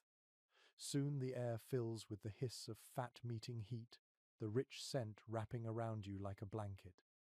You sit close to the fire, holding a piece of meat on a stick. It drips slowly, sizzling as it turns brown. The first bite burns your tongue, but you don't care. The flavor explodes, earthy, rich, alive. You chew slowly, reverently, letting the fat coat your lips. For the first time in weeks, your body relaxes. The tremor in your hands fades. The warmth spreads from your stomach outward, heavy and good. The others eat quietly, lost in their own relief. No one rushes. Each bite feels like prayer. Even the smell seems sacred, a reminder of everything worth enduring. After the meal, you hang strips of meat near the fire to dry. The fat crackles as it drips onto the coals, releasing small bursts of smoke that smell faintly sweet. You know this food must last, that tomorrow might not be as kind. Still, you allow yourself a small smile. The mountain, cruel as it can be, has offered mercy. As night falls, the camp glows brighter than usual. The fire dances high, casting golden light on the snow. The deer's bones sit near the edge of the clearing, waiting to be boiled for broth. You watch the flames and feel something returning, a spark of strength, of faith. You think of all the times you've stared into the dark, wondering if survival was just a story you told yourself. Tonight, the story is real. You can taste it. You can feel it in the warmth of your blood. Later, lying in your bedroll, you listen to the quiet breathing of the others. Outside, the wind hums low, soft and almost kind. You imagine the deer as it once was, walking through the trees, unaware of the salvation it carried. You whisper another thank you into the cold and close your eyes. Sleep comes easily this time, heavy and dreamless. For the first night in weeks, your body feels full. Your heart slows to a peaceful rhythm. And somewhere beyond the edge of the firelight, the mountain listens, silent and vast, holding the memory of your small miracle. The air smells faintly of thawing snow. You wake to dripping sounds from the trees, tiny rivulets running down the bark. It feels different today, softer somehow. The storm has passed, leaving behind a quiet warmth you have not felt in weeks. The deer meat from yesterday still hangs drying by the fire, its scent filling the camp like a promise. For the first time in a long while, hope tastes real. You stoke the fire and sit close, rubbing your hands together. The flames reflect in your eyes, and the small pot beside you begins to simmer. Inside is something new, a mix of things gathered from what remains around you. bones from the deer, snow melted into cloudy water, a few slices of onion you found frozen in a pouch, and a lump of fat left over from the last rendering. You stir it slowly, letting the smell fill your lungs. Historical logs make it clear that mountain men often relied on improvisation to stretch their food supply. They combined bits of meat, melted snow, and whatever herbs or roots they could find to make thick broths. Each pot was different, built from chance and necessity. Some called it mountain stew, others simply the mix. Whatever the name, it was life in a bowl. An odd note from one trader's ledger describes how a man once added snow straight into his cooking pot, saying it made the broth cleaner. Perhaps it was superstition, perhaps practicality. The snow cooled the fire just enough to prevent scorching, and the water it yielded was free, pure, and plentiful. It was one of those strange, small acts that kept a man busy, focused, alive. Researchers still debate whether these improvised stews held much nutritional value. Some claim they were little more than flavored water, while others argue that the marrow, fat, and bones provided enough sustenance to keep strength from fading entirely. Whatever their effectiveness, the ritual of cooking became something more than feeding. It was an act of comfort, of claiming small control over chaos. You dip your spoon into the bubbling mixture and lift it to your lips. The taste surprises you. It is faintly sweet from the onions, heavy with smoke, rich with marrow. You take another sip, then another. The warmth spreads through your body, not just filling your stomach but softening the cold that lives in your bones.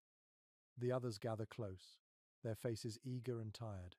You pass the pot around, each man taking a careful sip before handing it on. They hum softly in approval, murmuring words you can barely hear. It feels almost like a ceremony, the firelight flickering against hollow cheeks, the sound of quiet satisfaction breaking the monotony of silence. Later, after everyone has eaten, you scrape the bottom of the pot and lick the spoon clean. Nothing is wasted here. Even the bones go back into the fire to crack and hiss, releasing a faint scent of smoke and life. As evening falls, you find yourself experimenting again. You chop more snow into the pot, drop in a sliver of dried root, and swirl it around. The result is thin but fragrant. You imagine yourself as a kind of alchemist, turning scarcity into warmth. The act of creating, even something small, feels powerful. The fire crackles softly, throwing golden light across the clearing. You lean back and listen to the snow melt from the branches above. Every drop sounds like a heartbeat. You realize that in this vast, indifferent wilderness, you have become part of its rhythm. You take what it gives, you endure what it takes away, and you keep going. The pot bubbles once more, a low, steady song. You ladle out another spoonful and taste the world inside it: earth, smoke, fat, and faint sweetness. It tastes like survival, simple and clean. You laugh quietly, the sound strange after so many days of silence. As darkness falls, you lie back near the fire, full enough to rest. The stars shimmer faintly above, hidden behind a thin veil of cloud. You close your eyes and think of how something so small, a pot, a handful of bones, a pinch of snow, can keep life moving forward.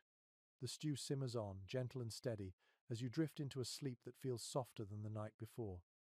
The snow falls again, though softer now, the flakes wide and slow like drifting feathers. You wake to the quiet sound of it against the canvas above your head. The fire has burned down to a faint glow, a few embers pulsing beneath a thin crust of ash. Your stomach twists before you even sit up. The last of the stew is gone, and the traps have been empty for days. Hunger is no longer a sharp pain, it's a dull ache that hums beneath your skin. You move stiffly, pulling on frozen boots and stepping outside. The cold hits you like a slap. The trees stand black and still against the white. Nothing moves. You try to remember the last time you saw a living animal. The silence answers for you. According to diaries kept by expedition leaders in the early 1800s, there were winters when men vanished into the snow, leaving behind empty tents and scattered gear. Some were found months later, frozen in strange positions, their camps still tidy, as if they had simply lain down to rest. Others were never found at all. In those stories, food always disappeared first, then reason. An old trapper's tale insists that a few camps went beyond the edge of desperation. The story was whispered quietly, never written until years later. It claimed that when supplies were gone, and no game could be found, the living fed on the dead. No one wanted to believe it, but the rumor spread, changing with every retelling. They called them the cannibal camps, though no one could prove they existed. Some historians question if such stories were anything more than ghost tales told to frighten newcomers. Others point to scattered evidence, bones found near abandoned camps, journals cut short mid-sentence, one line hinting at what the writer could not bear to name. Even now, scholars argue in circles. Was it survival or sin? Fact or myth? Maybe it was both. You think of the men who came before you, who faced the same storms, the same unrelenting hunger. Could they have done it? Could you? The thought chills you more than the wind. You want to believe there are limits you would never cross. But out here, the world erases limits one by one. You crouch beside the fire and feed it a few sticks. The flames rise slowly, licking the air. The warmth soothes your hands but does nothing for your stomach. You glance toward the others, sleeping under their blankets. Their faces are gaunt, their breath shallow. You can count ribs even through the layers of wool.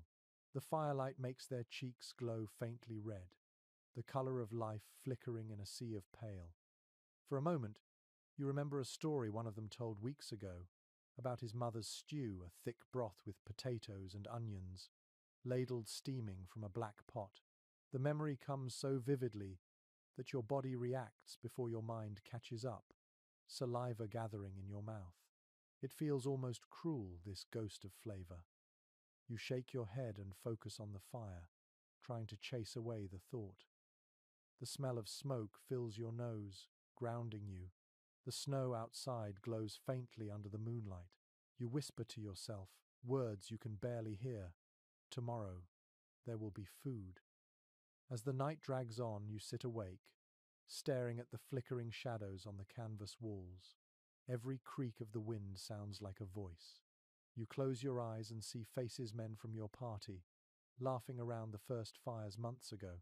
Their laughter echoes faintly, and you wonder if hunger steals more than strength, if it eats the mind before the body. When morning finally arrives, grey and cold, you are still awake. The others rise slowly, moving like ghosts. You say nothing, and neither do they. The fire hisses softly, the snow outside falling thicker now. There is no talk of the stories, no mention of the darkness whispered in the old diaries. But you can feel it in the air, the knowledge of what hunger can turn a man into, the fragile line that separates need from nightmare. You gather wood and feed the fire again, watching the flames spread through the kindling. The heat steadies you. You tell yourself that as long as you can keep this flame alive, you will not cross that line. You will wait for spring, for thaw, for mercy. You will endure. As the snow buries the world once more, you sit beside the fire and close your eyes. You can almost hear the river beneath the ice, still moving somewhere far below, unseen but alive. You cling to that sound, that small proof that life continues, and let it carry you through the darkness. The days begin to stretch again, though sunlight still feels weak and unsure. The snow no longer falls as fiercely. It drifts lazily, melting on your sleeve instead of freezing there. You can sense it in the air. The long winter is beginning to loosen its grip. The thaw has begun. You rise early and step out into the grey light. The world looks softer now, streaks of brown showing through the white. Patches of earth peek from under melting drifts, and the river, once sealed beneath ice, murmurs faintly again. You stand for a while, just listening. It's the most beautiful sound you've heard in months. According to the journals of early fur traders, the spring thaw was both salvation and danger. It brought food and freedom, but also floods, sickness, and exhaustion. The sudden abundance of water made travel easier but treacherous. Men who had survived the hunger months sometimes lost their lives in the melt. but no one ever complained. The first thaw meant one thing: survival had not been in vain. A curious detail from one trapper's account tells of the first shoots of wild onions sprouting along riverbanks before the snow had even vanished. He wrote of their smell sharp, green, and almost intoxicating after so many months of rot and smoke. The men ate them raw, savouring the sting on their tongues, laughing like children. You can almost taste it now, that bright bite of new life. Some natural historians question if such early growth was even possible at those altitudes, but those who lived it swore it was true. The mountains, they said, always offered a gift to those who endured. You bend to the ground now and search through the damp soil, fingers numb but determined. After a few minutes, you find them slender green shoots poking through the thaw. You pull one free and hold it close, smiling at the smell. Back at camp, the others have stirred. The fire burns higher than it has in weeks. You share what you've found, passing around the small handful of green-like treasure. The taste is sharp, electric, alive. You feel it travel through your body, waking something long asleep. You can see it in the others, too, the faint return of colour to their faces, the spark in their eyes. You boil snow in a pot, drop in the onions, a few scraps of dried meat, and a sliver of fat. The scent that rises is unlike anything you've smelled in months. It smells like spring. You laugh quietly, stirring with a stick, as the steam fogs your face. When you eat, the broth burns your tongue but fills you with warmth that feels different this time. It's not the desperate heat of survival, but the soft, spreading comfort of hope. The air outside hums with dripping water. The trees, dark and glistening, sway gently in the breeze. Somewhere in the distance, you hear the faint cry of a bird, its song awkward and beautiful, as if it too is learning how to live again. Later, you take your traps to the edge of the forest. The snow gives under your boots, water pooling in shallow prints. You set the loops carefully, knowing that soon the animals will return. The world is waking up. By evening, the camp feels different. The fire burns bright and cheerful, the smoke rising into clear air. The sky, for the first time in months, shows streaks of blue. You can smell the thaw everywhere in the damp soil, in the melting ice, in the faint musk of living things returning. The hunger still lives inside you, but it no longer rules you. It has softened into memory. You sit beside the fire, cup in hand, watching steam curl upward. The others talk quietly, voices easy now. Someone hums a tune you haven't heard since the last trading post, a melody that sounds like home. You close your eyes and listen. The snow around the camp glows orange in the firelight. Above, the stars shimmer like spilled salt across the sky. You breathe in the scent of pine and damp earth and feel the mountain shift, almost imperceptibly, from winter to spring. The thaw is not sudden, it is a slow forgiveness, a gentle reminder that even the hardest seasons end. You lean back, hands behind your head, and smile to yourself. The worst is behind you. The ice is breaking. The world is breathing again, and so are you. The air feels different now, warmer against your face and thick with scent. The snow still clings to shaded hollows, but the ground beneath your boots is soft and dark. The first true sunlight of spring stretches across the valley, turning the frozen river into a mirror. It feels like the world is exhaling after months of holding its breath. You stand at the edge of camp and stretch, your joints cracking, your lungs filling with air that no longer hurts to breathe. Hunger has dulled, replaced by an ache that feels almost pleasant. You've grown used to the feeling of being empty, but now, for the first time, you can imagine something else. Records from old rendezvous journals reveal that when the trappers gathered again after surviving a winter, their appetites shocked even the traders. Men who had lived for months on roots and broth devoured entire slabs of meat, biscuits, and beans in one sitting.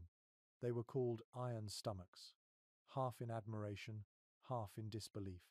Those who returned from the mountains alive seemed indestructible, as if the cold had burned away anything weak. An old fur company clerk once wrote that he saw a man eat 12 pounds of buffalo meat in a single day after coming down from the high passes.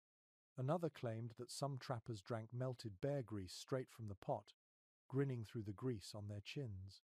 You can almost picture the scene, rough faces lit with laughter, plates piled high, the air thick with the smell of cooked fat. Some researchers believe those tales were exaggerations, the stuff of campfire boasting. Others think they were entirely true, pointing out that months of starvation rewired the body. When food finally came, it was not gluttony but instinct, the body demanding what it had lost. Either way, those feasts became legend, the proof that no winter could conquer a man completely. You sit now beside your fire and imagine such a meal. The smell of roasted meat, the sound of grease hissing on hot stones, the way the first bite must have felt heavy, rich, almost overwhelming. You laugh quietly at the thought. You and your companions may not have a feast like that yet, but soon you will.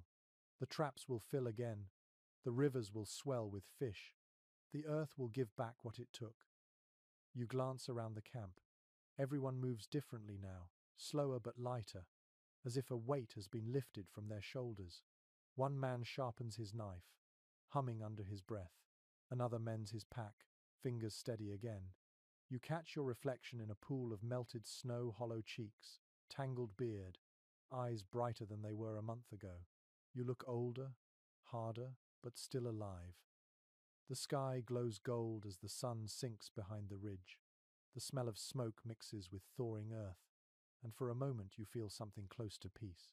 You remember how you used to dream of bread, coffee, warmth, all the comforts of the world beyond these peaks. Now, those things feel distant, unnecessary. You have survived on almost nothing, and that knowledge fills you with quiet pride. One of the men jokes about writing his own recipe book one day. 1,000 ways to eat nothing, he says, and everyone laughs. The sound is rough but real. You realize that humor, like hunger, has been a companion all along, one that refuses to die, no matter the cold. Later, as the stars appear, you roast a small piece of meat over the coals. It is all you have, but it tastes like triumph. The fat drips into the fire, spitting and hissing, and the smell wraps around you like memory.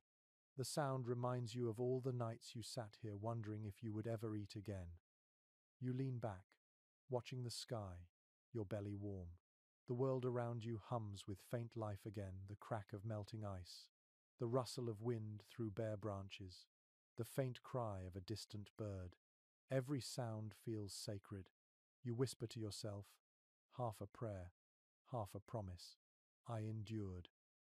Tomorrow there will be more food, more warmth, more light. But tonight, this is enough. The mountain, for once, feels gentle. The stars shimmer above you like watchful eyes, and you close yours, full not of food, but of peace. The snow is almost gone now, the last patches clinging stubbornly to the north faces of the rocks. Water runs freely through the gullies, laughing over stones. You walk along a trail that has finally reappeared, the earth soft and black beneath your boots. The air smells of wet bark and thawing pine. Spring has truly arrived, and with it comes the quiet realization that you have lived through something few ever would. Each step feels lighter than the last. The land that once tried to starve you now offers signs of plenty. Birds flash through the trees, calling to one another.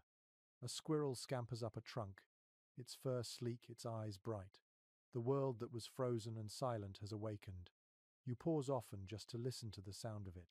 It feels strange, almost too loud after so many months of silence. Eyewitness diaries describe how the first weeks of spring brought not just relief but disbelief. Many trappers wrote that they did not know how to behave when food became easy again. They hoarded supplies even when there was no need, guarding jerky or dried berries as if the cold might return at any moment. Hunger had rewritten their instincts. One traveler's journal mentions a trapper who continued to eat snow with every meal long after the thaw, unable to stop the habit. Another tells of men who would save scraps of bread in their pockets, sleeping with them under their coats. The fear of emptiness lingered long after the stomach was full. You can understand that now. Even as you feel stronger, a part of you still waits for hunger to return. Experts continue to dispute whether the mountain men ever fully escaped that fear. Some argue that it shaped their entire way of life, that even in summer, surrounded by abundance, they prepared for winter as if it could strike at any hour. Others believe that the hardship became a kind of pride, a story they carried like a scar. You can see truth in both ideas. The memory of hunger never leaves completely, it just grows quieter. You stop by the river and kneel to fill your canteen. The water is cold and clear, tasting of stone and melt. The sunlight glints across its surface, scattering gold in every direction. You think of the months when this river was silent under ice, when you dreamed of its sound. Now, it sings again, and you find yourself smiling without meaning to. Back at camp, the others are busy with small repairs. The tents have been mended, the gear repacked. There is talk of moving down toward the trading posts soon, of seeing other faces, of trading pelts for sugar and salt. You listen quietly. The idea of civilization feeling both welcome and distant. After so long in the mountains, the thought of walls and voices feels almost foreign. You look at your hands scarred, rough, strong. These hands have dug through frozen ground, built fires from wet wood, scraped meat from bone, and pulled life from a world that wanted none of it given. You feel an odd tenderness toward them. You realize they have become symbols of everything you have endured. As the sun sets, you sit near the fire, its smoke rising lazily into the cool air. The flames no longer feel desperate, just steady and familiar. You can smell the faint sweetness of the new grass, the damp scent of earth warming beneath you. One of the men tells a story about how mountain men will one day be remembered as giants, as living legends who tamed the wilderness with their bare hands. You laugh softly at that. You know the truth is smaller, humbler. The mountain was never tamed. You simply learn to live with it, to listen instead of fight. Still, you understand how the stories will grow. Time will polish your suffering into myth, your hunger into heroism. People will talk about you as if you were made of iron, when all you ever did was endure. The fire snaps, sending sparks spiraling upward into the night. You watch them fade one by one. Around you, the others are quiet, their faces calm. The mountain stands in its stillness, tall and patient. You feel the strange peace that comes with understanding. The hunger, the cold, the fear. They were never enemies. They were teachers. You lie down, folding your coat beneath your head. The stars are clear tonight, countless and steady. Somewhere below, the river continues its song.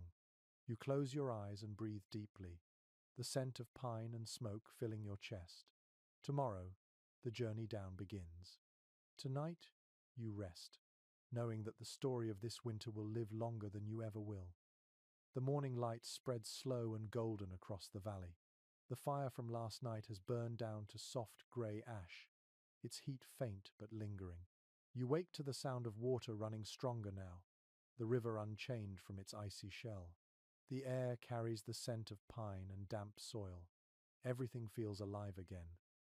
You stand for a moment, watching steam rise from the melting snow.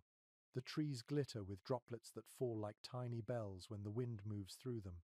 Each sound feels new. You stretch, your joints stiff but no longer in pain. Hunger is still there, quiet now, a familiar ghost you can almost smile at. You have lived through the worst of it. Journals from the mountain men often ended not with drama but with reflection. Many wrote that survival had changed them in ways they did not understand.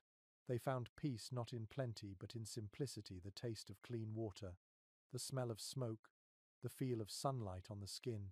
You feel that same quiet revelation now. Life, reduced to its barest shape, has become more vivid than ever. A peculiar story passed down among old trappers tells of one man who, after his final winter in the high country, refused to return to towns. He said the noise of people drowned out the sound of his own thoughts. Instead, he stayed in the hills, living on roots and fish, speaking only to the wind. Perhaps he could no longer bear the comfort he had once longed for. Perhaps he found freedom in the wild silence. You can almost understand him. Opinions differ among writers about what truly drove men like that. Some call it solitude turned to madness. Others say it was wisdom, the understanding that comfort dulls what survival sharpens. You do not know which is right, but as you watch the mist rise over the valley, you suspect truth lives somewhere between. You pack your gear slowly, folding the blankets, tying the straps of your pack. Each item carries memory: the pot blackened with smoke, the knife dulled by frost, the pouch that once held salt. Tools of survival that became extensions of your own body. You touch each one as if saying goodbye. The others move quietly too. No one speaks much. Words feel unnecessary. There is a heaviness in this moment, the kind that comes from knowing you have reached the end of something sacred. The mountain has given back what it took: your strength, your will, your hunger, but in a different form. You will carry it long after you leave this place. You take one last look around the camp. The melted snow glistens in the morning sun. Smoke from the dying fire rises thin and white into the sky. The sound of running water fills the air. It feels like a heartbeat, steady and eternal. You close your eyes and listen, letting it settle into you. As you turn toward the path that leads down the slope, the first warmth of spring touches your face. It feels almost foreign, a gentle hand after months of fists. You smile without meaning to. The world stretches wide before you, no longer a cage, but an invitation. You take your first step. The ground is soft beneath your boots, the smell of earth rich and sweet. Each stride feels like leaving behind a ghost, yet part of you stays here forever, in the smoke, in the river, in the silence that once held you. By the time the sun reaches its peak, the camp is gone behind the bend of the ridge. Ahead lies green valley, open air, the sound of birds. You walk slower now, not from weakness but from reverence. You have learned that life is measured not in plenty, but in the small things that keep the heart beating. A spark of fire, a swallow of broth, the will to rise again when the cold says no. You stop at the edge of the trail and look back one last time. The mountain stands quiet and proud, watching you. You whisper your thanks, not expecting an answer, and then continue down into the light. The story does not end with triumph. It ends with stillness, with breath, with gratitude. The wilderness has taken you apart and given you back to yourself. The wind moves gently through the trees as if carrying your name. You keep walking, step after step, until the snow becomes grass and the silence becomes birdsong. Now, slow your breathing. Feel the world quiet again. Picture yourself standing at the edge of that valley as the sun lowers, the mountain glowing behind you. The air is soft, no longer biting. Each breath feels easy, warm. The long months of cold are far away now, dissolving into memory.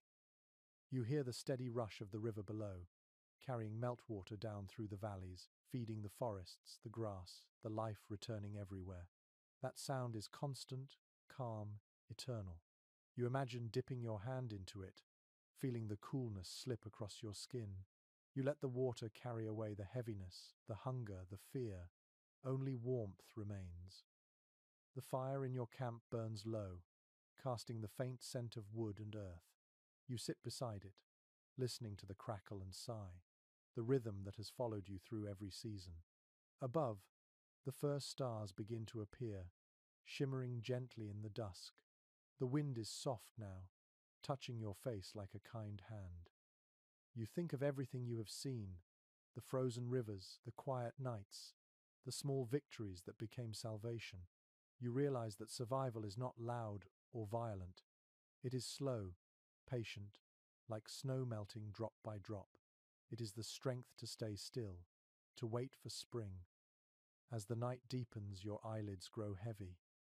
You lie back, the ground firm beneath you, the stars endless above. The fire fades to embers, glowing faintly through the dark.